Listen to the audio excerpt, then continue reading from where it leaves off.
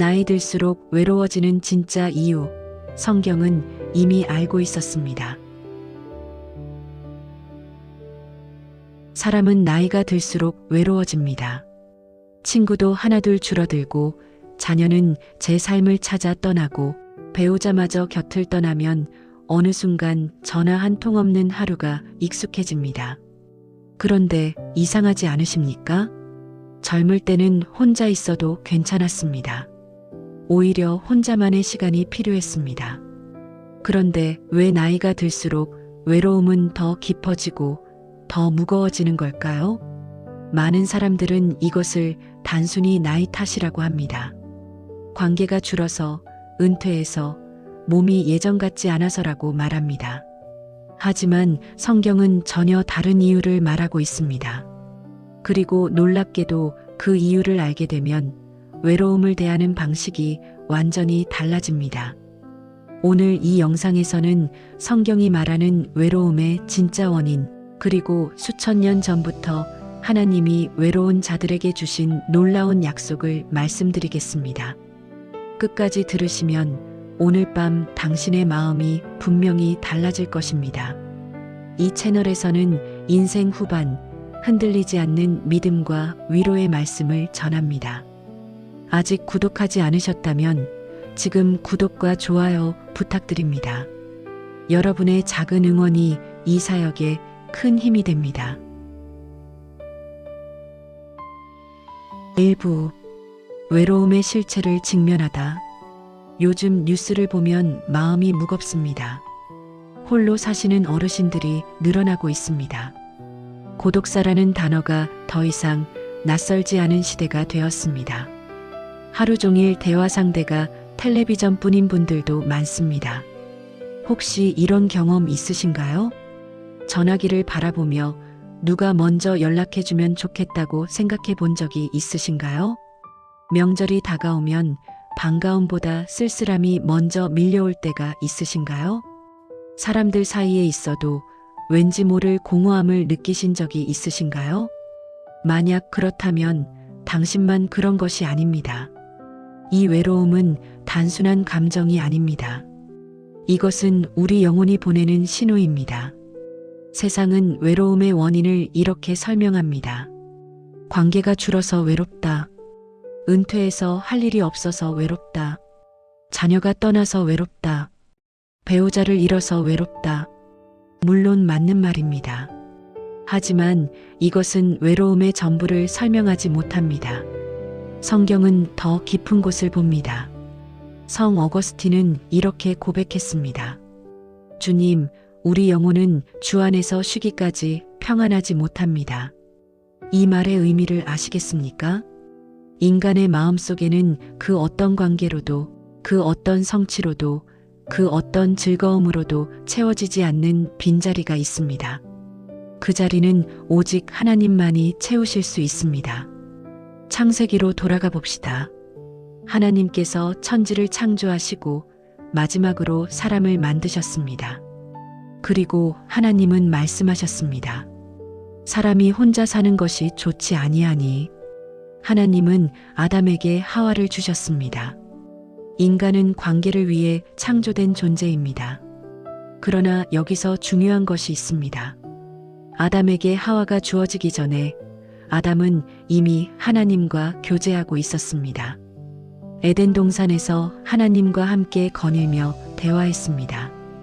인간에게 가장 근본적인 관계는 사람과 사람 사이가 아니라 하나님과 사람 사이입니다. 그런데 죄가 들어왔습니다. 아담과 하와가 선악과를 따먹은 후 무슨 일이 일어났습니까? 그들은 하나님을 피해 숨었습니다. 하나님과의 관계가 끊어진 것입니다. 이것이 모든 외로움의 시작입니다.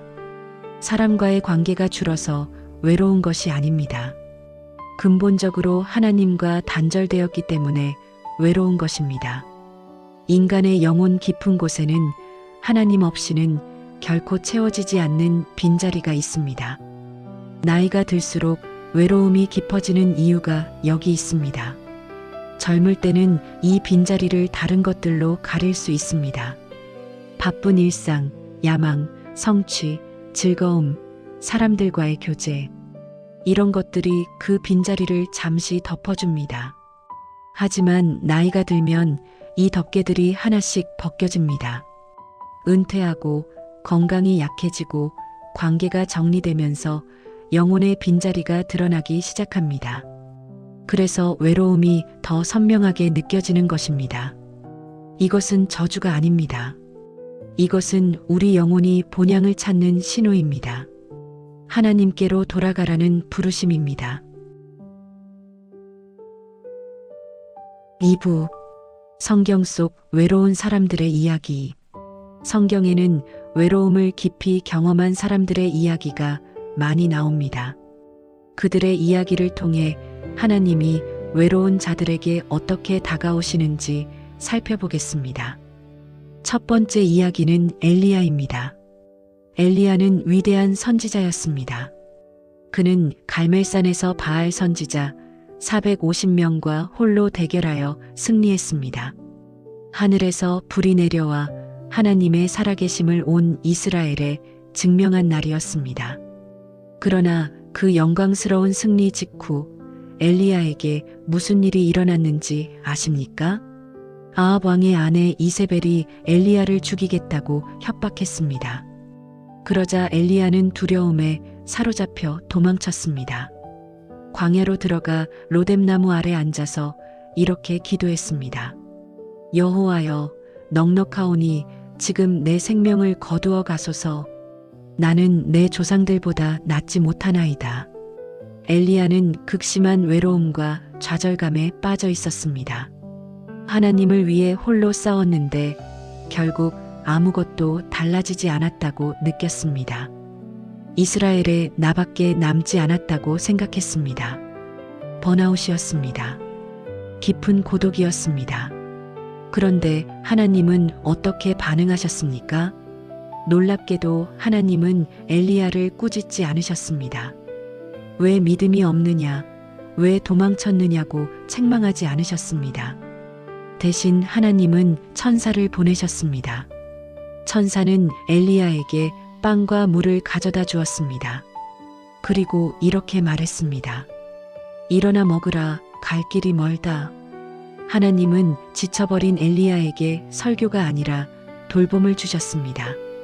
먼저 몸을 회복시켜 주셨습니다. 충분히 먹이시고 충분히 쉬게 하셨습니다. 엘리야가 기력을 회복한 후에야 하나님은 호렙산에서 그를 만나 주셨습니다. 강한 바람도 아니고 지진도 아니고 불도 아닌 세미한 음성으로 말씀하셨습니다. 엘리야야, 내가 어찌하여 여기 있느냐? 이 질문은 정죄가 아니었습니다. 하나님은 엘리야의 마음을 들어주시려고 질문하신 것입니다. 여기서 우리는 중요한 것을 배웁니다. 외로울 때 하나님은 우리를 정죄하지 않으십니다. 책망하지 않으십니다. 먼저 다가오시고 돌보시고 우리의 이야기를 들어주십니다. 두 번째 이야기는 다윗입니다. 다윗은 이스라엘의 위대한 왕이 되었지만 왕이 되기 전 오랜 세월을 도망자로 살았습니다. 사울 왕이 그를 죽이려 했기 때문입니다. 다윗은 광야를 떠돌았습니다. 굴에 숨어 지냈습니다. 언제 잡혀 죽을지 모르는 두려움 속에서 살았습니다. 시편 142편은 다윗이 굴에 있을 때 지은 기도입니다. 그는 이렇게 부르짖었습니다. 내 오른쪽을 살펴보소서. 나를 아는 자도 없고 피할 곳도 없고 내 영혼을 돌아보는 자도 없나이다. 이 고백이 얼마나 처절합니까? 나를 아는 자도 없다. 피할 곳도 없다. 내 영혼을 돌아보는 자도 없다. 완전한 고독입니다. 아무도 자신을 이해해주지 않고 도와주지 않고 관심조차 갖지 않는다고 느끼는 외로움입니다. 혹시 이런 마음을 느껴보신 적이 있으십니까? 아무도 나를 진정으로 이해해주지 않는다고 느낀 적이 있으십니까? 그런데 다윗은 여기서 멈추지 않습니다. 그는 계속해서 이렇게 고백합니다. 내가 주께 부르짖어 말하기를 주는 나의 피난처시요 생존 세계에서 나의 분깃이시라 하였나이다. 사람에게 없는 것을 다윗은 하나님께 구했습니다. 사람이 피난처가 되어주지 못할 때 하나님이 피난처가 되어주십니다. 사람이 돌아보지 않을 때 하나님이 돌아봐 주십니다. 다윗은 외로움 속에서 오히려 하나님께 더 가까이 나아갔습니다. 그리고 그곳에서 피난처를 발견했습니다. 세 번째 이야기는 한나입니다. 사무엘상 1장에 나오는 한나는 자녀가 없었습니다. 당시 문화에서 자녀가 없다는 것은 큰 수치였습니다. 한나는 깊은 슬픔 속에 있었습니다. 남편 엘가나는 한나를 사랑했지만 그녀의 아픔을 완전히 이해하지 못했습니다. 남편의 다른 아내 분인나는 한나를 괴롭히며 조롱했습니다. 한나는 철저히 외로웠습니다. 가장 가까운 사람들조차 자신의 마음을 몰라주었습니다. 어느 날 한나는 성전에 올라가 통곡하며 기도했습니다. 말을 할 수가 없었습니다. 입술만 움직이며 마음속으로 하나님께 부르짖었습니다. 그런데 이때 제사장 엘리가 한나를 보았습니다. 그리고 뭐라고 했는지 아십니까? 그는 한나가 술에 취한 줄 알고 꾸짖었습니다. 얼마나 억울했겠습니까? 가장 절박한 마음으로 하나님 앞에 나왔는데 하나님의 일꾼이라는 제사장마저 자신을 오해하고 정죄했습니다. 그러나 한나는 담담하게 대답했습니다. 저는 술 취하지 않았습니다. 마음에 슬픔이 있어 하나님 앞에 마음을 토하고 있었습니다. 한나는 사람의 오해에 굴하지 않았습니다. 그녀는 오직 하나님만 바라보았습니다. 그리고 하나님은 들으셨습니다. 사람은 몰라줘도 하나님은 아셨습니다. 한나는 아들 사무엘을 낳았고 사무엘은 이스라엘의 위대한 선지자가 되었습니다. 한나의 이야기가 우리에게 말해줍니다. 당신의 외로움을 사람이 이해해주지 못해도 괜찮습니다. 하나님은 아십니다. 하나님은 들으십니다. 네 번째 이야기는 예수님입니다. 이것이 가장 놀라운 사실입니다. 하나님의 아들 예수님도 외로움을 경험하셨습니다. 십자가에 달리시기 전날 밤 예수님은 겟세마네 동산에서 기도하셨습니다. 제자들에게 깨어 함께 기도해 달라고 부탁하셨습니다. 그러나 제자들은 잠들었습니다. 예수님이 피땀을 흘리며 기도하실 때 가장 가까운 제자들조차 깨어있지 못했습니다. 예수님은 홀로 그 무거운 짐을 지셨습니다. 그리고 십자가 위에서 예수님은 이렇게 외치셨습니다. 나의 하나님, 나의 하나님, 어찌하여 나를 버리셨나이까? 이 말씀을 생각해 보십시오. 하나님의 아들이 영원 전부터 아버지와 하나였던 분이 철저한 단절의 고통을 경험하셨습니다. 인류의 죄를 지시고 아버지 하나님과 분리되는 고통을 당하셨습니다. 왜 그러셨을까요? 히브리서 4장 15절은 이렇게 말합니다. 우리에게 있는 대제사장은 우리의 연약함을 동정하지 못하실 이가 아니요 모든 일에 우리와 똑같이 시험을 받으신 이로되 죄는 없으시니라. 예수님은 우리의 외로움을 아십니다. 머리로 아시는 것이 아니라 몸소 경험하셨기에 아십니다. 완전한 고독, 철저한 버림받음을 친히 겪으셨기에 우리의 외로움을 깊이 동정하십니다. 그래서 우리는 외로울 때 예수님께 나아갈 수 있습니다. 그분은 우리의 마음을 아시고 우리를 정죄하지 않으시고 우리와 함께 하십니다. 3부 외로움에 숨겨진 하나님의 의도. 지금까지 외로움의 근본 원인과 성경 속 인물들의 이야기를 살펴보았습니다. 이제 가장 중요한 질문을 드리겠습니다. 외로움은 왜 존재하는 것일까요? 하나님은 왜 외로움을 허락하시는 것일까요? 많은 분들이 외로움을 저주라고 생각합니다. 벌이라고 생각합니다. 없어져야 할 불행이라고 생각합니다. 그러나 성경은 다른 관점을 제시합니다. 외로움은 저주가 아닙니다. 외로움은 초대장입니다. 시편 68편 6절 말씀입니다. 하나님은 고독한 자들에게 가족을 주시고 갇힌 자를 이끌어내사 형통하게 하시느니라. 하나님은 고독한 자들을 버려두지 않으십니다. 하나님은 외로운 자들에게 다가오십니다. 외로움을 느낀다는 것은 하나님이 가장 가까이 오시는 시간이라는 신호일 수 있습니다. 빌리 그레암 목사님은 이렇게 말씀하셨습니다. 외로움은 하나님이 우리에게 너는 나 없이 살 수 없다고 말씀하시는 방법이다. 이 말씀이 마음에 와닿으십니까? 우리는 종종 외로움을 인간관계로 해결하려 합니다. 누군가를 만나면 외롭지 않을 것이라 생각합니다. 자녀가 자주 찾아오면 괜찮을 것이라 생각합니다. 물론 관계는 중요합니다. 하나님도 우리를 관계 안에서 살도록 창조하셨습니다. 하지만 인간관계만으로는 채워지지 않는 갈증이 있습니다. 아무리 좋은 배우자가 있어도, 아무리 효도하는 자녀가 있어도 여전히 마음 한구석이 공허할 때가 있습니다. 그것은 그 자리가 하나님의 자리이기 때문입니다. 영국의 작가 C.S. 루이스는 이렇게 말했습니다. 만약 이 세상 어떤 것으로도 채워지지 않는 갈망이 내 안에 있다면 그것은 내가 다른 세상을 위해 만들어졌다는 가장 확실한 증거다. 우리의 외로움은 하늘 본향을 향한 갈망입니다. 하나님께로 돌아가고 싶은 영혼의 신호입니다. 여기서 한 가지 중요한 구분을 해야 합니다. 외로움과 고독은 다릅니다. 외로움은 원치 않는 단절감입니다. 누군가와 함께하고 싶은데 혼자인 상태입니다. 이것은 고통스럽습니다. 그러나 고독은 다릅니다. 고독은 스스로 선택한 홀로 있음입니다. 하나님과 깊이 만나기 위해 의도적으로 물러나는 것입니다. 예수님은 늘 바쁘셨습니다. 수많은 사람들이 그분을 찾아왔습니다. 그러나 예수님은 자주 한적한 곳으로 물러가셨습니다. 마가복음 1장 35절입니다. 새벽 아직도 밝기 전에 예수께서 일어나 나가 한적한 곳으로 가사 거기서 기도하시더니 예수님은 아버지 하나님과 깊이 교제하기 위해 고독을 선택하셨습니다.